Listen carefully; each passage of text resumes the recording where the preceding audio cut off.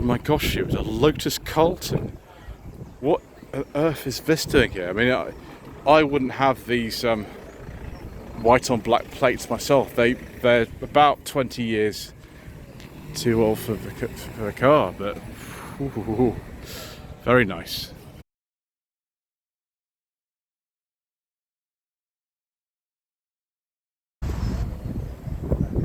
Good afternoon. Today is the 30th of March. It's a little bit windy, and here we are back at Loxley Shopping Centre near Southampton for the bi-monthly Loxley Classic Car Club event, which is insane. I barely got in here today, viewers. It is rammed. I think there are additional cars hanging around as well. I've just seen a Proton Persona, which I'm sure lots of you will be excited about, because that's what excites me. We might even make two parts out of this, viewers, because we've got a lot to get through. So we'll start off with this Ford Popular here. This will be from the 50s. It comes up to 2012 on the MOT check. It can't be that. There's no way. It's either been imported from somewhere, or I don't know, been given an entirely new number plate or something. I don't really know, but there it is, based on the old Anglia. The Anglia went into a new generation 1953, and they kept this in production as a Popular. Did a similar thing later on as well. Mr. Brisden's Cortina's just there, but we're going to have to stay back because I'm not going to run over. We'll hopefully see that Cortina a bit later on, viewers. Next we've got this modified Hillman Imp, 72-73 registration on an L. Actually got an information sheet here. No, so I do apologise, it's Sunbeam 71. Why has it got an L registration? I don't really understand particularly, but there we go. Hello, Mr. Brisden. So Mr. Brisden's going to have to find somewhere else to park because we've got severe space constraints today. So we'll go through here and try not to get run over. That's probably obviously the best, isn't it? Don't get run over. Oh my gosh, it's still coming in. It's a crazy day. Okay, so there's that. Move on next to this Triumph 1300 TC. This looks like zircon blue, but I don't think Rover and Triumph had the same colours at the time, or did they? I don't know. This is a late one. It's 6970 on an H. The TC had a bit more power than the standard 1300, and it came out in, I think, 1968. This one presumably could do a little bit of improvements on the paintwork, but yeah, I really like these cars. They're fantastic cars, these. The only thing is, when you start it, the starter mode's like on the back of the engine, so it's really loud if you start it. I drove a standard one of those a little while ago, and it was really good. We've got a row of minis here. We'll start off with this Mini Rosa Special Edition, which is from sort of 89. TP was a local plate to this area back in the day. John Cooper Garages Limited, apparently. Same sort of era, this Mini 30, definitely in 89, because that's the 30th anniversary of the Mini. Again, these are cars that we see regularly down here. Then we've got even more, we've got 4 more in a row. So, there we go. Mini Sprite there is the original bill of sale from St Helier in Jersey, which actually traded in a Mini Clubman from 1978 for this car. So it's from 1994, it's a Mark 6 Mini this. Mark 7s came in a little bit later. In fact, we can actually see another Sprite, but it's got non-standard alloys on it, but they look really good on it actually. As you can see, this one, which is the same colour, another Sprite, this is like a 95, this one. Would have had just wheel trims on top of these steel wheels. But they're very, very similar, these two. Trying to fall over here, views. Then we've got something a little bit older, this 1969 Morris Mini Cooper S. Yeah, it is a real one. It's quite a late for the Mark II shape. They finished on an H later that year. And then the pickup is here, because it's always here. Every single time we come here, and we'll not even bother pointing out the details that you'd heard me talk about all sorts of tyres. Although we go, oh, we actually got an information sheet. So it is an 82. It's original apart from the halogen headlights with stainless exhaust. And as I I don't know if someone's been watching my videos, but that's absolutely true. Just read that information there. That is correct. Well, Hans is around here somewhere today because his Bentley's here. Again, he's always around. But it's not a problem though, because we like this very much, viewers. In fact, if I behave myself at some point, he might let me have a go in this, I don't know. If I behave myself. It's very luxurious, viewers, and I want one. Problem is, I don't think I can afford to run it, but you know, he says it's not too bad, but I mean, not too bad. That is a very vague description of things. You know, some people would say that means it's all right. Some people say that means it's still very expensive. Nice C123 Mercedes here, 280 CE from 83 or 84 with pillarless windows being demonstrated here. Nice 6-cylinder engine in here. Probably the most reliable cars ever, aren't they, these? Obviously they're very old now, so there are some problems, as Mr. Richardson, the viewers driving will tell you. But there we are. 1967 Austin A40 Countryman. Again, there's another one we see quite regularly. This is a very late one, right at the end with the road-style wheels. If those of you haven't seen this car before, which could be some of you, you can see actually it's got a hinged tailgate at the top, a bit like an old Range Rover, and that sort of comes down at the bottom. So that's what the Countryman is like. A lot of them weren't Countrymans actually, they were fixed rear windows, so it's quite a rare thing. And first of probably very, very many MGBs we're going to see today. And there is the plug hole of despair, of course, just there. This one looks really nice. It's got the side marker lights on it, this. I wonder if this is like an originally American spec one or something. It's got the fish mouth grille, which suggests to me that's a 72. We've got to think when they changed to a different grille.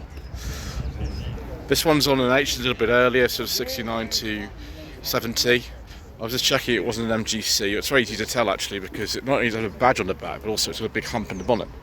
But I know that is a BGT. I think they're the same colour actually. And then we've got another minivan. This to me looks like it might be a similar age to the other one actually because of the badge. But we haven't got an age-related plate on here, so I couldn't tell you exactly because as we know, all these original features continued right the way into end of production in 1982, so there we go. Rover P6. Oh, what's the name of this colour? Oh, was it Sandglow or Harvest Gold? I can't remember now. This one is a relatively late one actually. They finished in 1977.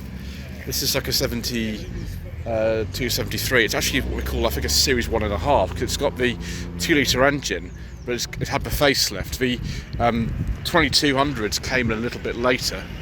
As you can see with this one, we've got the newer style instruments. I think the basic 2000 SCs actually had those stripped speedos right till the end.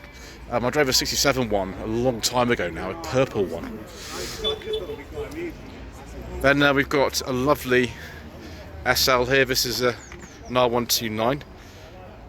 Typical 1990s Mercedes-Benz problem there, unfortunately, there. But viewers, it has a beige leather interior with wood and automatic climate control. I do like a nice beige leather interior, viewers. SL320. This is after the facelift. The facelift occurred about 1994, from memory.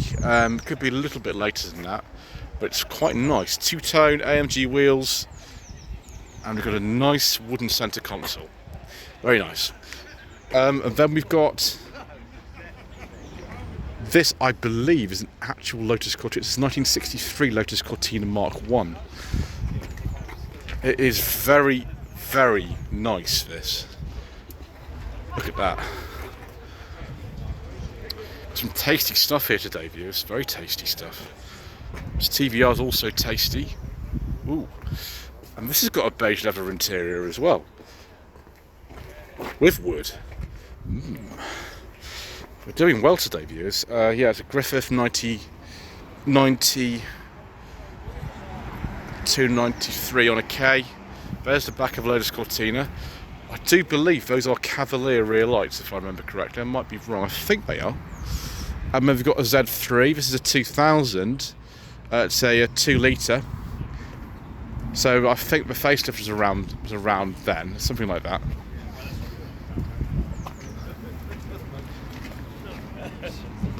It does look nice in that colour. I drove one of these years ago. It belonged to James Martin on J1 Cars at the time. Then we've got an Austin 7. There's probably a few more of these today here, aren't there, as well? This will be from the 30s, won't it? Something like that. It's just very minimalist, isn't it? There's not much to say. This thing. What even is this? It's probably from the 20s, I'd imagine. And compared with the 7, it's absolutely enormous. Look at the size of this.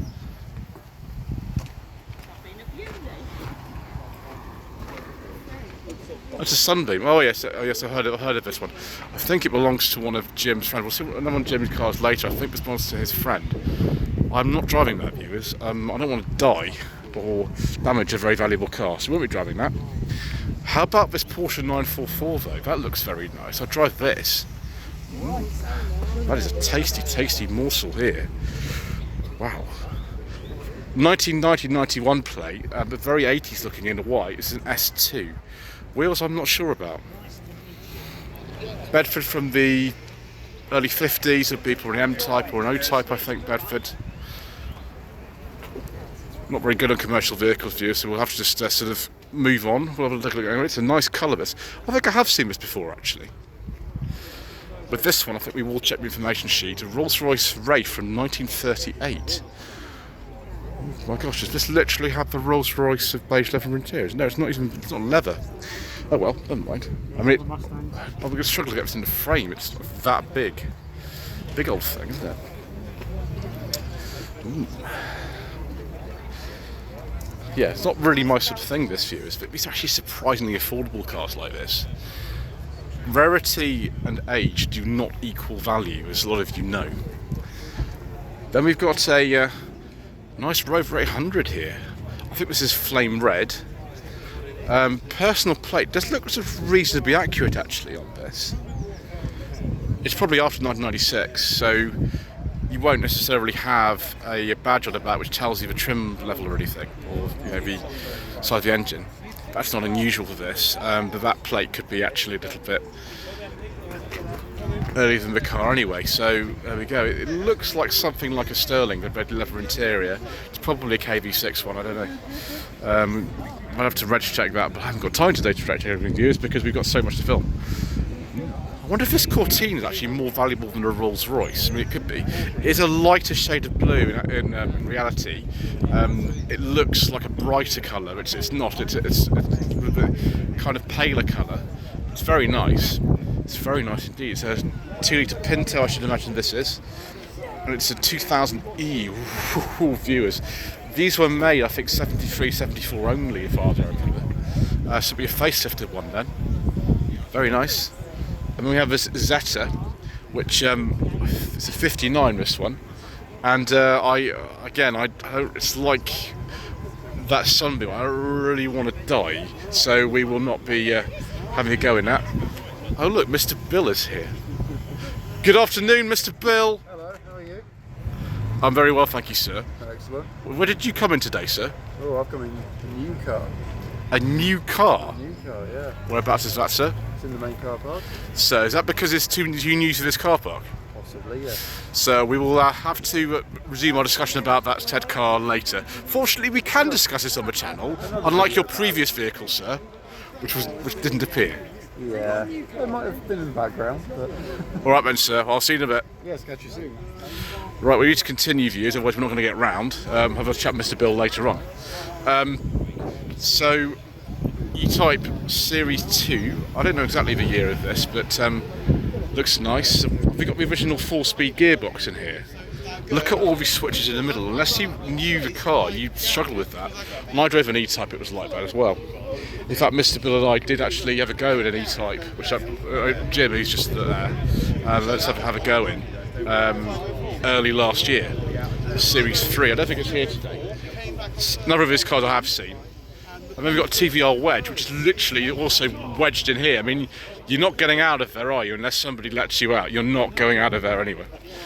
Very nice specification though, this 350i. Very, very nice interior. Look at that nice dash panel in there. I wouldn't say no to one of these either of you. I mean, I don't really want to own it particularly, but I wouldn't say no to having a go in that. Right, and then we're going to have this Very nice Ferguson tractor. I don't know if it's the right fuel in it, so we're going to have to move past it just in case we make any indiscretions, because the Mayor of London is watching me. And yes, he doesn't like forbidden fuel cars, does he, viewers? He doesn't like those very much. Right, 4.2 E-Type. Now this comes up for some bizarre reason. There's something from the mid-70s when you register check it. I don't know whether that is because it was imported around then, I don't really know. But it does look nice. That's the closest parking I've ever seen in my life. Doesn't want to crash into this lovely Lancia Beta HPE, and neither would I. Look at that, it's a 1983-84 registration on this HPE. Quite a late for a Beta, I think they were discontinued in 85. So that is nice, I like that very much, viewers. Again, we'd like to have a go at something like this, wouldn't we? Right, viewers, let's go this way. 1977 Triumph Stag. Very, very late one. I thought these really late cars had chrome sill trims on them, but clearly not.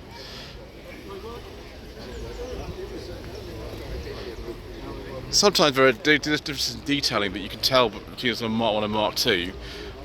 I mean, I can tell you straight away about the plate, this is a Mark 2 because you've only got a single interior light in this one, but there we go, automatic like the one I drove in 2023, which was a Mark 1. I think that's mimosa yellow, isn't it, that one? And then a Reliant GTC. I wonder if we've got the Essex V6 or the Cologne V6 in this one. It's right on the kind of changeover period here. GTC 1980, 1981. And no, as usual, we're not allowed to make the connection you all want me to make, viewers, because that connection in the channel is completely banned. So we will not be saying anything about that. Instead, we'll be looking at this rather handsome silhouette. We've got another car with a very handsome silhouette here, which is currently being checked over. This is a 1964 Renault 8 Gordini, which is just trying to work out some of the electrics. It's owned by John Davey, who's the club chairman. And it's looking just as nice as ever. You know, minor electrical problems are the sort of thing we have to deal with all the time, aren't we, viewers, on to the old cars. Next we've got an MGA, this is probably a 1500. Let's take a look at this. We'll go, there we are, that's quite handy, 1956 tax disc, which would be placed at around the sort of right time because these came out, I think 55 these came out. I imagine we might see more of these as we go through the shows over the next few months. Another car I've driven actually, this one, it's a 1968 Renault Caravelle 1100S. Currently missing the rear bumper, I think. Mr. Bill has driven this as well. He came with me and drove this last year. The brakes were, well, there's no servo on them. They've actually got all-round discs, these cars, but there is no servo, so it's a bit tricky. The gearbox also, because the edge is in the back, it's not got the best of linkage. You have to be quite skilled to drive it properly, which of course I was not. Nice Jaguar F-Type R dynamic here. I don't know what engine this would be. Maybe V6 cylinder, maybe the V8 cylinder. I'm not sure. You could get a 6 or an 8 cylinder with these. Oh, another Mark 1 Cortina. This is a later one. This is in 1965. You've got the aeroflow ventilation on the side of here. I wonder if this is another genuine Lotus Cortina. It is very nice, viewers. The two-tone is very good. Right, let's get round that Nissan Duke and let's look at the next car. My gosh. Yeah, I think I know what this is, viewers. This is it's a Bentley Special. It's too wide to be a pre-1. This is like a sort of Mark 6 or R-Type Special, which has been sort of made a little bit later. Besides that enormous rev count, I think.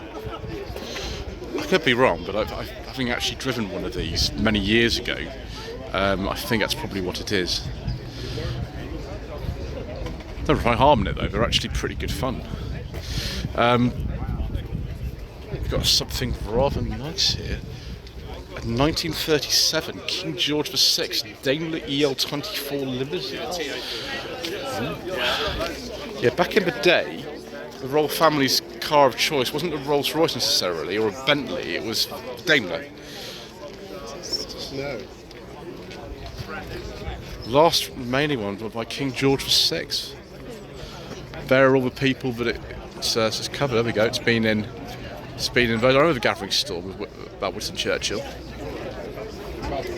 Pre-selected gearbox. No thank you. We won't be trying that, viewers, because we'll get it wrong, won't we? We'll mess it up like we always do with old cars. And then we've got this little Morgan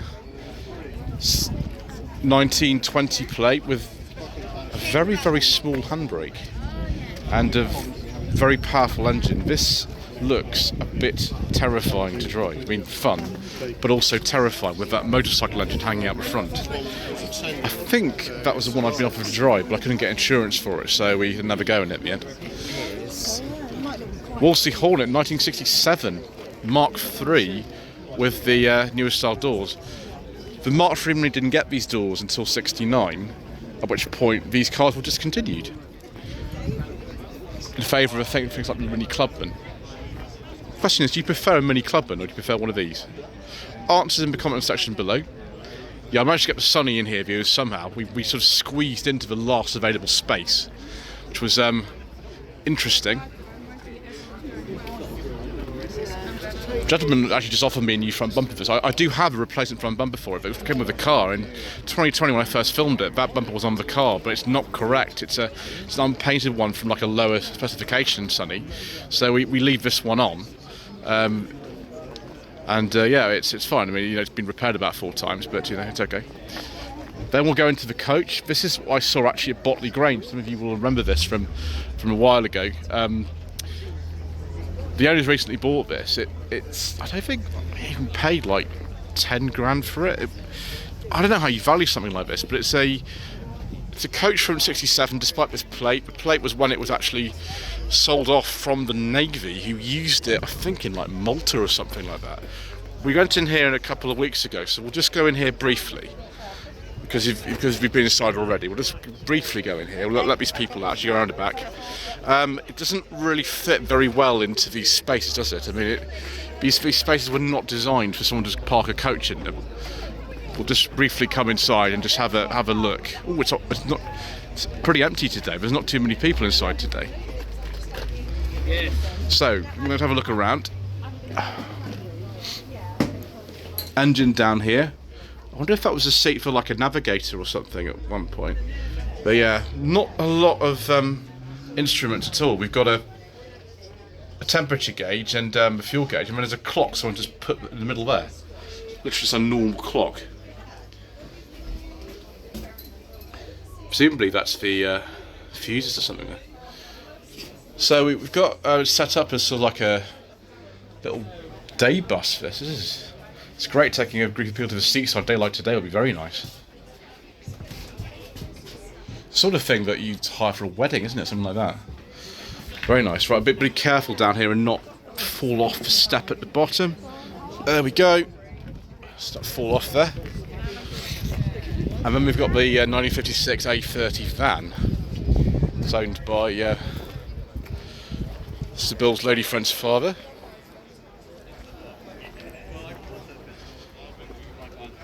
That is, my gosh, the upholstery is really nice in here. I wonder if it's still got the absolutely terrible original brakes in it. I don't know. Then we've got TVR Chimera. This will be mid-90s. Oh my gosh, a beige leather interior with wood and purple. That's an outrageous choice, isn't it? But obviously TVR were really into their outrageous colours, weren't they, this time? Look at that, tvrcarclub.co.uk. Is this TT part of the display or not? I don't know. Hope it's a petrol one, viewers. Anyway, let's go into this Morris Minor for a second. 65 Minor Tourer with the got the correct steering wheel in here as well.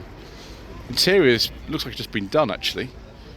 As you can see, you don't really get a full width dashboard. You sort of get a hole in front of the driver, a little instrument cluster in the middle, and then a glove box.